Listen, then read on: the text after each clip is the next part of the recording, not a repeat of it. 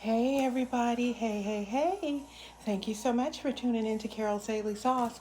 Y'all, I'm getting spoiled with this recording and not um, having to show my face. I really actually could have on today, but I'm not 100% dressed. I'm going to go ahead and finish reading this wonderful, well, I don't know if I'm going to finish it. Gosh, I want to, but you guys literally, her story is so long.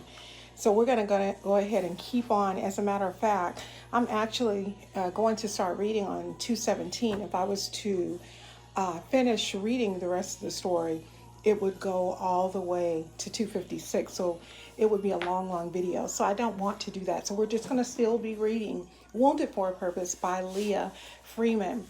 And I'm hoping, excuse me, that this will be a blessing to you guys as well as it has been a blessing to me. Her life story thus far has been truly amazing. And many times we can look at situations and say, I've been through so much, but you never really realize how much and how blessed you are until you actually listen to, hear, and experience the stories that others have had. So with all of that being said, please like, comment, and subscribe. Don't forget to click on the bell so that you wonderful person are reminded of each and every video that I upload, each and every recording that I upload. Once again, we are reading out of Unraveling the Layers, Memoirs of a Wounded Soul, and this is layer 1. The authors are Jessica LeeAnn and Melissa Sampson. I had the privilege of being a contributing writer in this book. I have not yet shared my story with you all, but I will be sharing it with you all. Like I say all the time, it's not a secret. It is definitely published work. But I think that once I do share it, you guys will probably look at me from a very different aspect. I think that I may change the avenue, because what I was saying was that I was going to read a lot of different stories and then I was going to come around to mine. But because of the fact that I do reaction videos and the only person that you all know is the person that I appear to be based on my content, or appear to be based on who you read me to be, maybe I should tell you guys my story after this one so that you can really get to know who I am, because the story really is this. I'm a people lover. I'm a lover of all people. I love people. I love children. I love little people, toddlers, babies, newborns. Love them. And so we'll see. We'll see. So what we're doing is we're continuing to read Wounded for a Purpose by Leah Freeman. Leah has shared with us all of the brokenness that she experienced: insecurity, isolation, bitterness, um, uh, um, um, all kinds of things. And I think we've only just hit the nail on the head. She even experienced with us separation from her mother at a very young age. So I'm going to read a little bit so that we can kind of get a idea of where she is going. Like I said, I'm going to read as much as I can. I don't want to make my videos very long, so that's why I kind of stop it. But this particular part, as we remember, Leah was in the basement going through a box that had items that were wrapped, and they were wrapped with dates. This one is called the cracked mirror. I walked over to the trash and debated on tossing the lamp, but decided against it. If you guys remember the lamp was a lamp that Leah used to beat her husband that she had been married to only 3 weeks, and her cousin, who were about to have an affair on her. So she decided that she was going to keep the lamp. There has to be something that God is trying to show me in all of this. So I wondered what was next. Once again, this is Cracked Mirror, 1996. 1997, the next package read. Now this is interesting. That was a year that KW violated his parole and E walked his handsome chocolate self on back into my life. Okay, so KW, as we can remember, if you've been following up with the story, is a guy that she had begun to date. There was no attraction in the beginning, but then she became attracted to him. She was accused of having a relationship with him. He was her god sister's boyfriend, but she felt like since they were already accusing her, she might as well go ahead. So she ended up being with him. Let's go into the story. My godmother passed the week before, so all of the members from the church all around were in town for the funeral. My children were 5, 3, and 1 when he showed up unexpectedly on my porch. He was in town for the funeral and he wanted to see me. As soon as I saw him, my heart automatically remembered what it felt like to love him. He said all of the right things and apologized profusely for the way that things ended, and then he moved me 3 hours away from home to a new town into a 3-bedroom home with a family room and a huge backyard. Forever moved from the rearview mirror to the windshield, and a new trap was set. Every night I laid in his arms, and every morning I said good morning to another woman's husband. What he didn't tell me is that he was not legally divorced. KW was a piece of work, y'all. I didn't ask and he didn't tell. So I lived a beautiful lie until the ugly truth knocked on my door.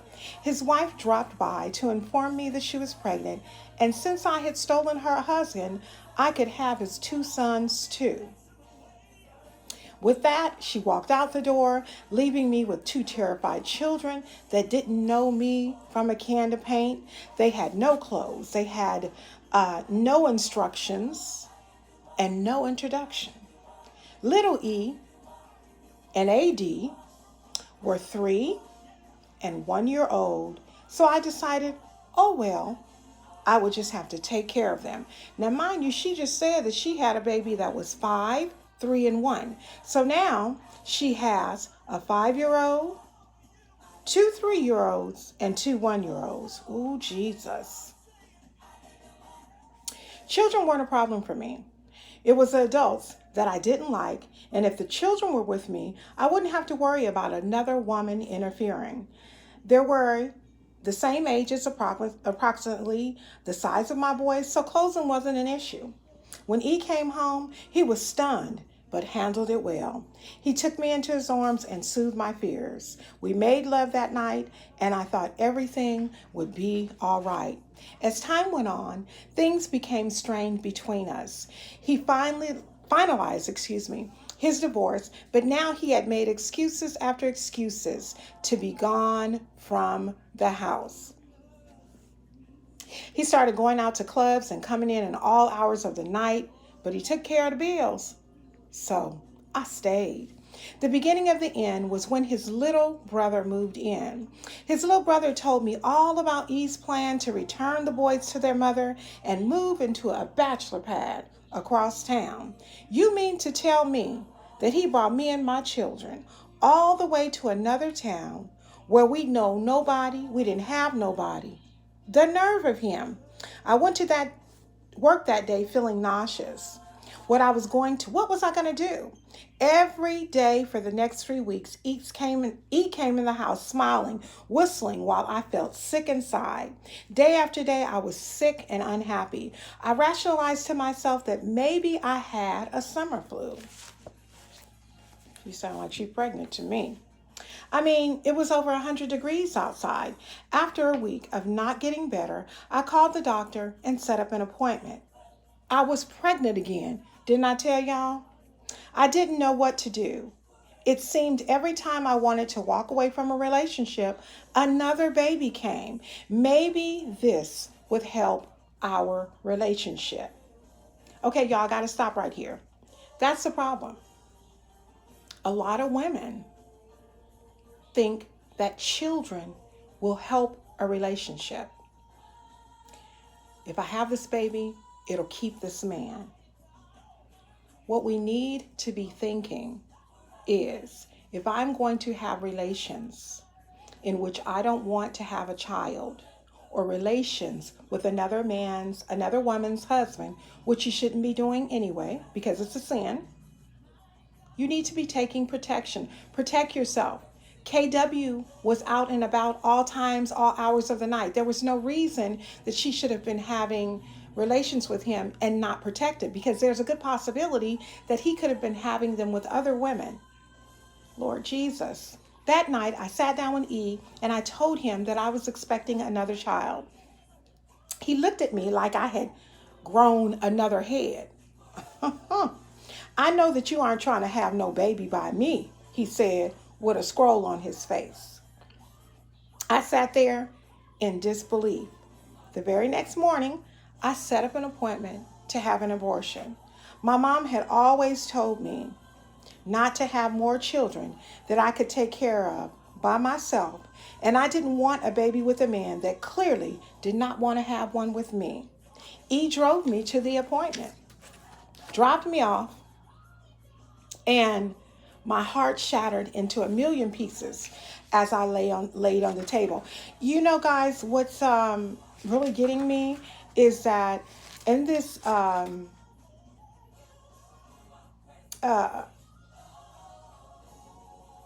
story, his name is KW, but she has affectionately given him E as his little nickname. So I don't want you guys to be confused. So when I say KW and I say E, those are in fact the same person. Afterwards, I sat for what seemed like an eternity for him to pick me up, so I caught a cab home. I couldn't understand why E would break my heart again after all that I had sacrificed. 2 weeks later, I almost hemorrhaged to death because the remains of a second child rotted in my room, and pain became my friend. So this poor lady has dealt with isolation, bitterness, pain. I wanted to fold up and die, but the children needed me. So I moved out of the house and across town with them to my own apartment. The apartment for E fell through, so he asked if he and his brother could stay with me for a couple of weeks until another one was ready. I agreed. And the day that he moved out, he took all of the food out of my refrigerator and left me a note that said, my God, have an empty life. Oh, that man was so evil.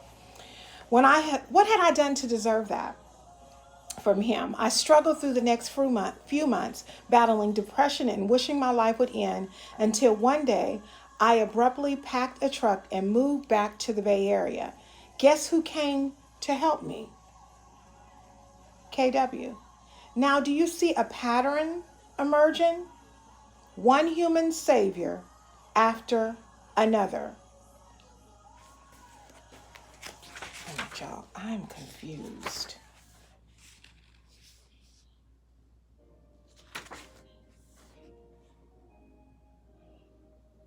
No. E and KW are two different people.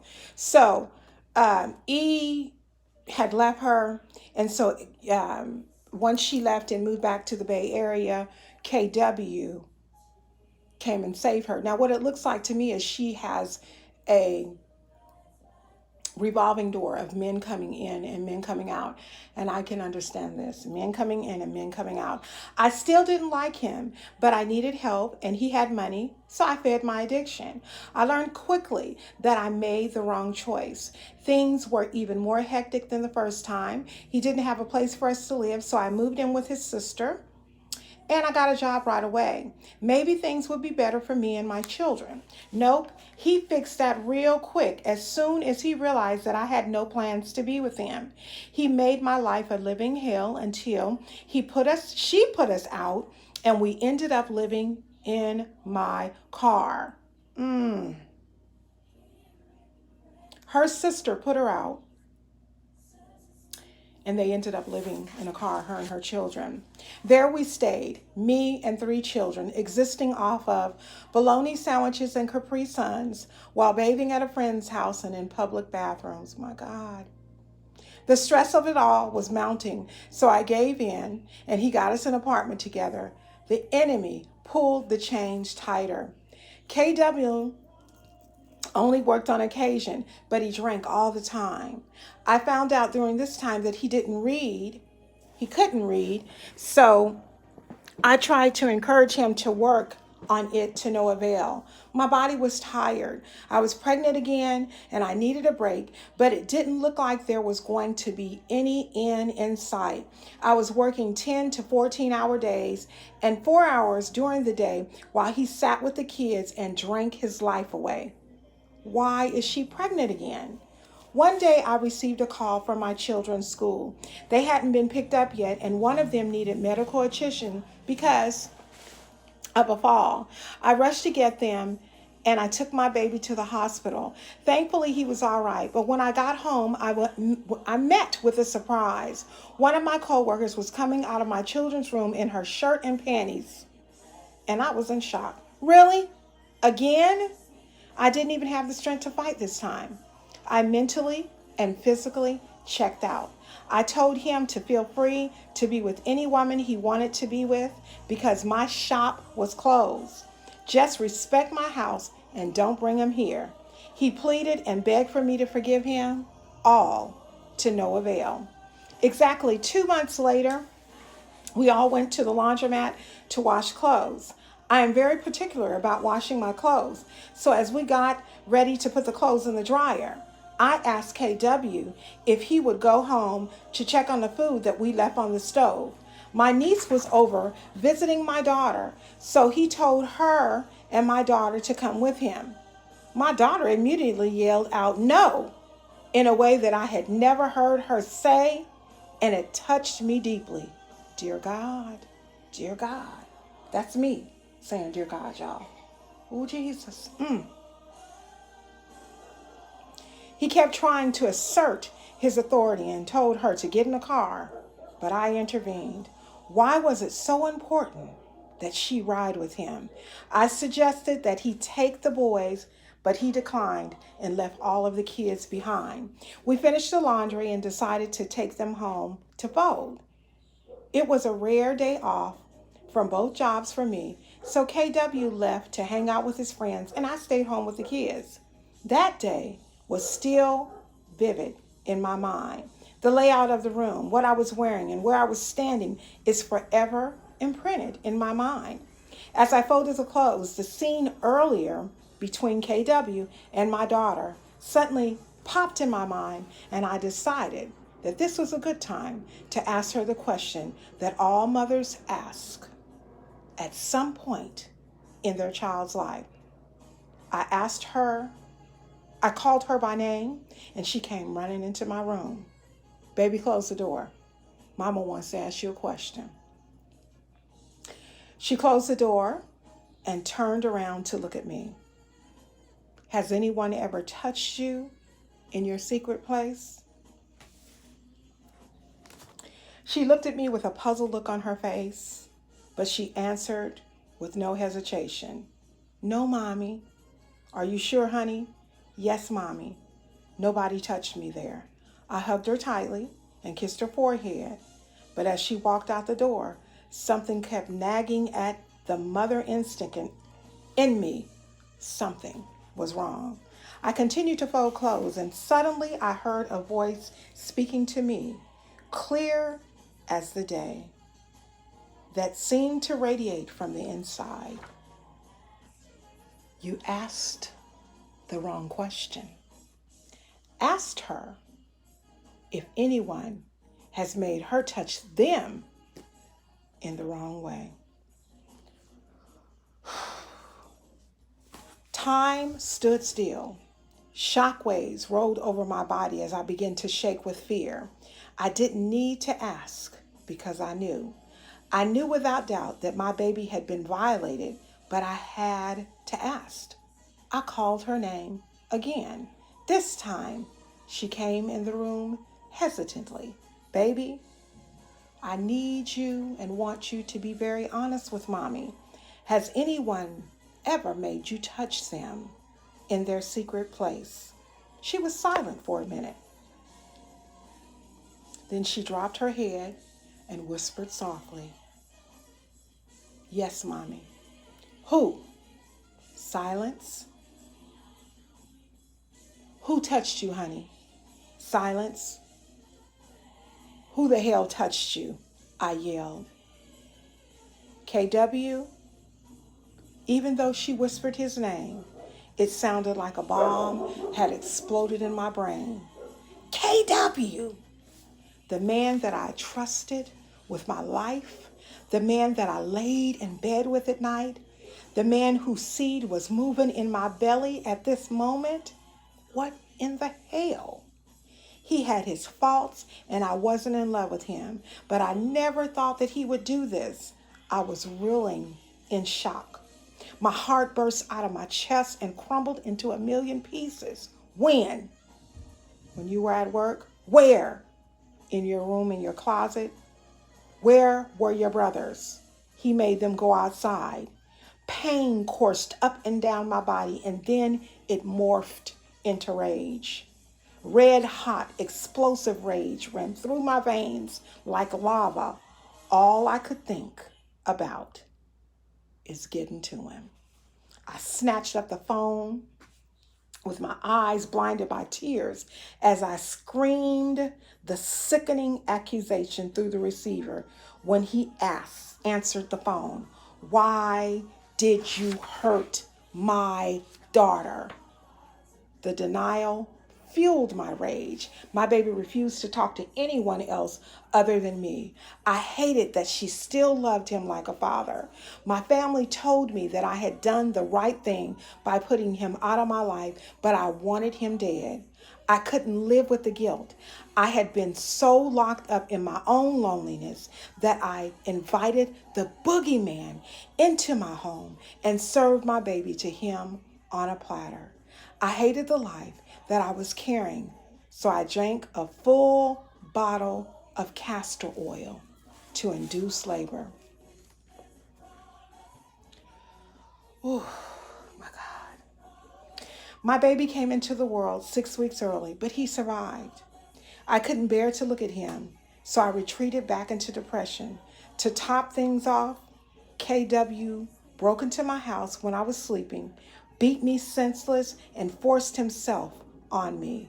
My life was officially in shambles. Hate moved in, and I made it my primary emotion. I had nothing left to lose, or so I thought. Y'all, her story is so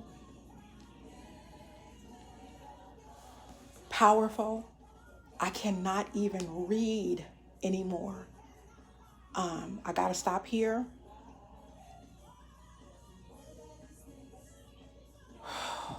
My God, this woman has been through a lot. Leah Freeman, bless your whole heart. Bless you, my sister. I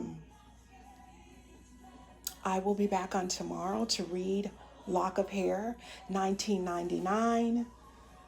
So, molestation, rape, physical violence, physical abuse, isolation, fear. She's been through a plethora of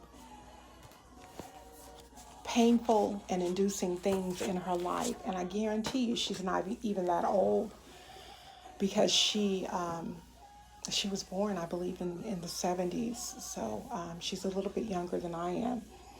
Well, you guys, I'm going to go ahead and close out on this Wounded for a Purpose.